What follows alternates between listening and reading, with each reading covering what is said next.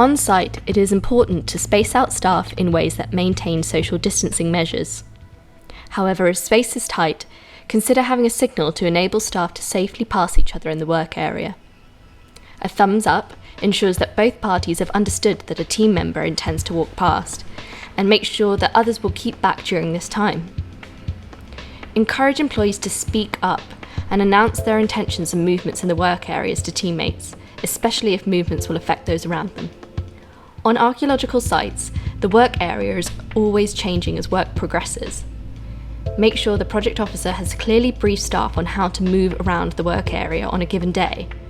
Across the board, before commencing any task, stop and think whether or not it can be done safely, maintaining social distancing for you and others. And if not, raise it with your supervisor or manager. Movement around site can be reduced by assigning roles for equipment such as the site camera, survey equipment, and for taking out numbers in site registers. Another solution might be to install a tool cleaning and rotation system. As a guide, cleaning should be carried out by a single person. When cleaning equipment, it is important to take your time to make sure that every button and area has been covered. Archaeology is usually a discursive and collaborative process. Working under COVID-19 conditions requires us to socially distance, but it should not be a barrier to collaborative team working. To prevent sharing of paperwork, discrete features or groups of related features should be assigned to a single archaeologist working in that area. However, where large contexts extend across areas, encourage good communication between archaeologists to promote awareness and collaborative interpretation of features. The morning briefing is an additional opportunity for archaeologists to ask questions and share details about what they are working on within their area.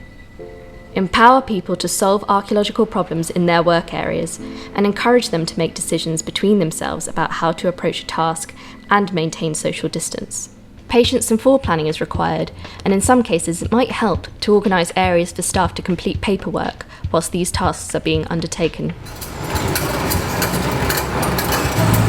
Archaeological sites are noisy places, and one of the hardest aspects for social distancing on site is maintaining distancing whilst undertaking site meetings with clients, consultants, and archaeological officers.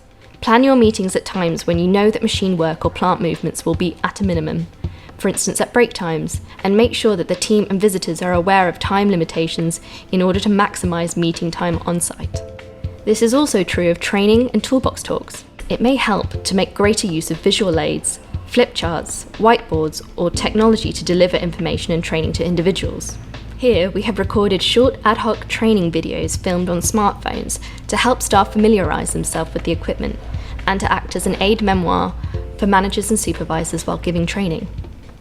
Regardless of the prevention measures we take, as a sector we have to proactively engage with the everyday uncertainty that the virus brings to our working environments. It is important to create a work culture that allows our colleagues to be open and address concerns in a non-judgmental forum. This starts from the top down by creating clear procedures for raising issues, but it also comes down to how we treat each other on a day-to-day basis. Make time for checking in with your colleagues, to genuinely ask them how they are, and share the daily stresses and strains together.